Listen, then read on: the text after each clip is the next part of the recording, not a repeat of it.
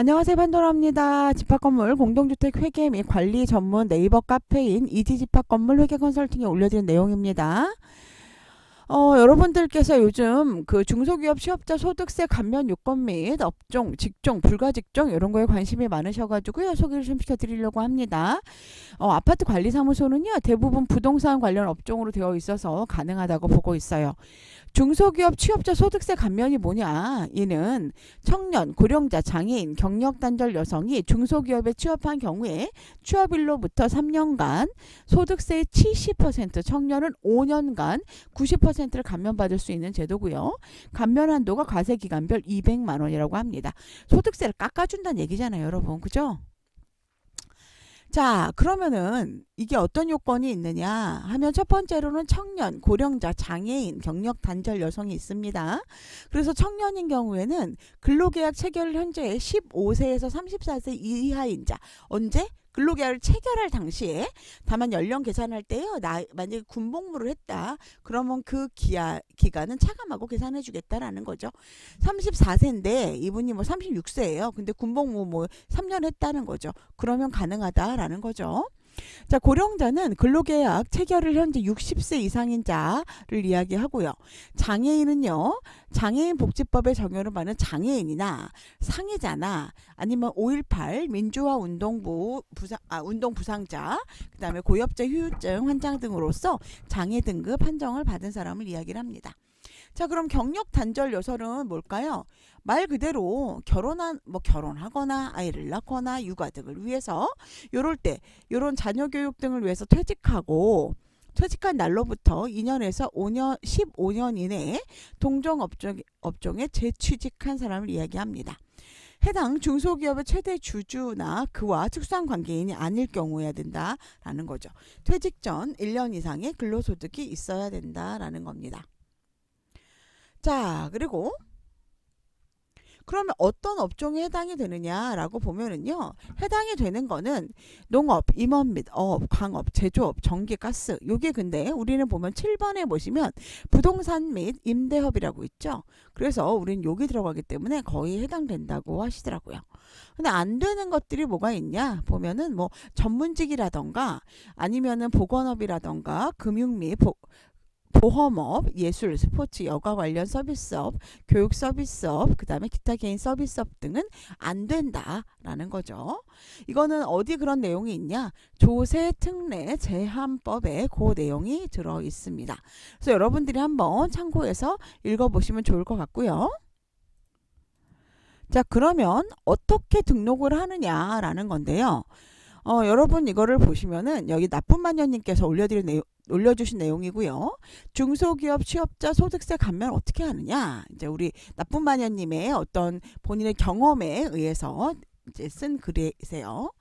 자, 우리 나쁜 마녀님네는 60세 이후 입사한 분이 있으신가 봐요. 그래서 요게 이제 2023년도에 우리 끝난다고 했는데 26년도까지 연장된다고 하니까 참고하시라 이렇게 되어 있고요.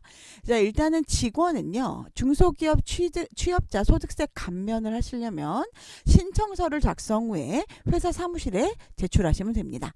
여기까지가 이제 우리 근로자의 역할이고요. 그러면은 그 서류를 받고 나서 우리가 이제 신청을 하는 건데 아까 말씀하신 대로 그 네 가지 요건이 있었잖아요. 뭐였죠? 첫 번째로는 청년, 그 다음에 고령자, 장애인, 경력단절 여성이 있었잖아요. 근데 여기에는 이제 우리 아파트 같은 경우는 보통 나이 많으신 분들이 있잖아요. 그래서 그 나이 많으신 분들 이제 확인하셔갖고 60세 이후에 처음 신청하신 분은 입사 시점 기준으로 3년이에요. 이거는 무조건 다 입사 시점 기준으로 해서 3년입니다. 그래서 내가 만약에 신청을 23년 1월 1일 날 했다 그러면 언제까지? 25년 12월 31일까지고요. 24년 이직을 하셨다면 이직하는 아파트 말씀하시고 이직 아파트는 다시 신청을 해야 한다고 얘기를 하시네요. 자, 25년 12월 31일까지 세개에 한 번만 가능하다고 합니다. 자, 23년도에 입사하신 분이 만약 59세예요. 그러면 안 되죠. 왜냐하면 60세가 안 되셨다는 거죠. 입사 시점에서 60세 이상이 되어야 된다. 입사 시점에서 청년이어야 한다라는 얘기입니다. 자, 60세 지나신 분만 신청이 가능하다라고 쓰셨고요.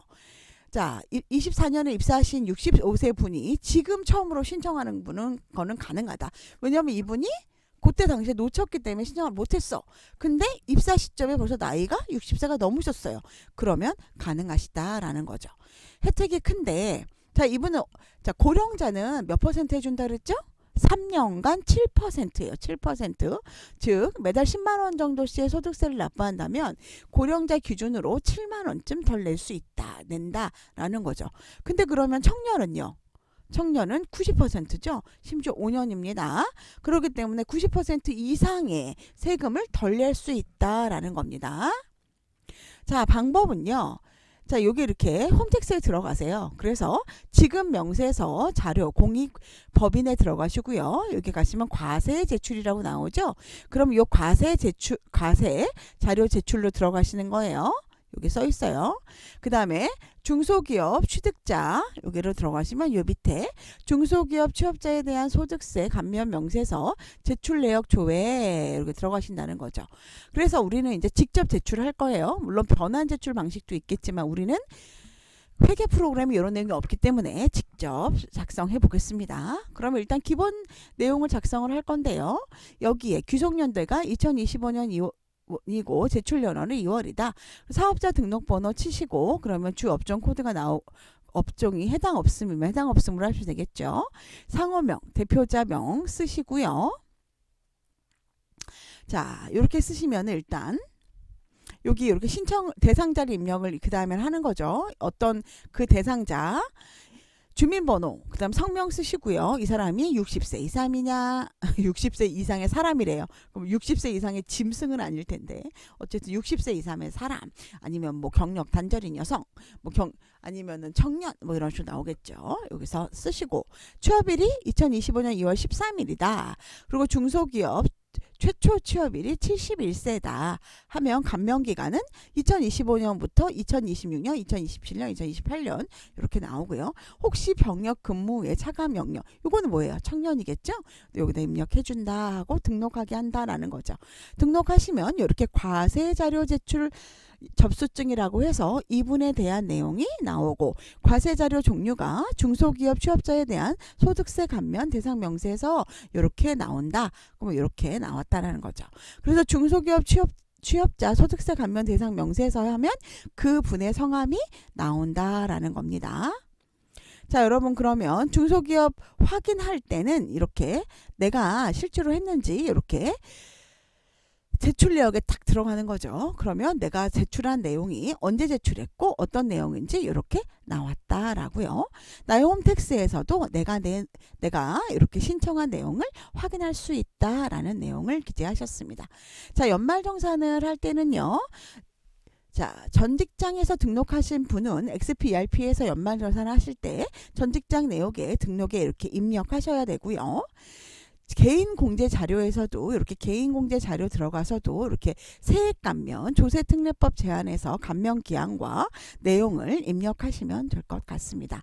신청을 하셨는지 전 근무지에서 입력을 안 하셨다면 현 근무지 기간만 입력하고 소득세 감면 금액은 합계 금액 전 직장 플러스 현 직장으로 입력하시라고 합니다.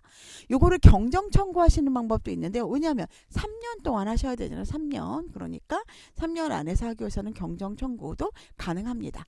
우리 아파트에 2023년도에 입사를 했는데 지금이 24년도에 연말정산에 반영을 하려면 2023년 분은 개인이 종합소득 신고 시 경정 청구로 진행하시면 됩니다. 자, 이렇게 경정 청구하는 방법은 그 상담 사례에 들어가시면 이렇게 내용이 나오신다고 하시니까요. 여러분 한번 참고하시고요. 2017년에 입사해서 중소기업 취업소득세 감면 신청을 했는데 이 부분에 대해서 연말정산 수정신고 또는 경정청구 어떻게 해야 되나요? 라고 얘기를 했더니 신고 납부, 세금신고, 종합소득세 본인이 하라는 거죠. 근로소득자 신고서, 정기신고 작성을 통해서 연말정산 불러오기를 해서 조회되는 회사에 적용해 주시고 다음 작성 화면에서 회사에서 연말정산의 내용이 모두 보여지는지 확인한 다음에 52번인 조세특례제한법상 세액 감면에 직접 90% 감면으로 계산된 금액을 입력해서 진행하여 주세요 라고 써 있죠. 즉 여기 보시면 90%라는 거는 청년이겠네요. 그죠? 이렇게 여기다 입력해 주시면 된다. 만약에 경정 청구할 때는 본인이 종합소득세 할 때 신고하시면 된다라고 이렇게 표기되어 있습니다. 우리 나쁜 마녀님께서 너무 이거를 꼼꼼하게 정리를 해주셔서 사실은 저도 제가 인사 업무를 안 한 지가 사실은 꽤 됐어요, 저도. 그리고 이제 부가는 계속 잊어버리지 않기 위해서 하고 있기는 한데, 인사 업무를 안 한 지는 좀 꽤 됐거든요. 그래서 이 업무를 해본 적이 제가 없어요. 이 중소기업 관련된 중소기업 취업자 소득세 감면에 대한 업무를 제가 해본 적은 없는데, 교육은 제가 하기 위해서 공부는 했죠. 근데 이렇게 꼼꼼하게 너무 올려주셔서 저에게 너무 많은 도움이 되었답니다. 여러분에게도 도움이 되셨을 것 같아요. 도움이 되셨다면 구독과 좋아요, 다정한 댓글 부탁드리고요. 저희 카페에 가입하시면 이렇게 좋은 정보들 많이 있습니다. 네이버 카페에 이지 집합 건물 회계 컨설팅 들어오시면 되고요. 어떻게 들어오시냐면 여기에 이렇게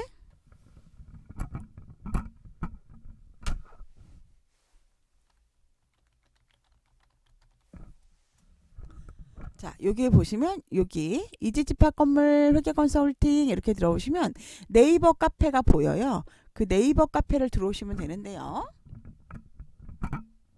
왜 안 나올까요? 저희 카페 이름이. 여기까지 안 쳐서 그런가 봐요. 이렇게 판도라의 격리실무 네이버 카페 여기 이렇게 들어오시면 됩니다. 자, 여기 네이버 카페 이지집합 건물 회계 컨설팅 가로치고 판도라의 격리실무 이렇게 치시면 되고요. 요건 저희 회사예요. 회사 겁니다. 그렇기 때문에 여러분들 많이 들어와 주세요. 오늘도 좋은 하루 되시고요. 내일은 더 행복하실 거예요. 다음에 뵙겠습니다.